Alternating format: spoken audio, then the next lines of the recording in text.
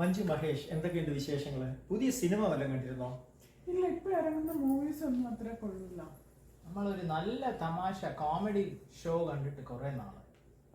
Comedy കാണണമെങ്കിൽ നിങ്ങൾക്ക് ഒരു നല്ല ഓപ്പർച്യൂണിറ്റി വരുന്നുണ്ട്. ഇവിടെ ഒരു ലൈവ് പ്ലേ വരുന്നുണ്ട് സ്കോട്ട്സ്ഡെയിലിൽ. അതേത് ഷോ ആണ്? American express.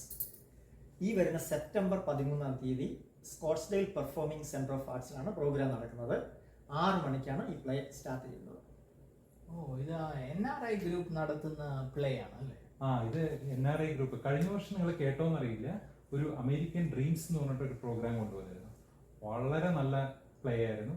നമ്മളൊക്കെ ഇരുന്ന് ചിരിച്ച് മണ്ണ് കത്തി. ഓ, അത് നമ്മൾ മിസ് ചെയ്തെന്ന് തോന്നുന്നു.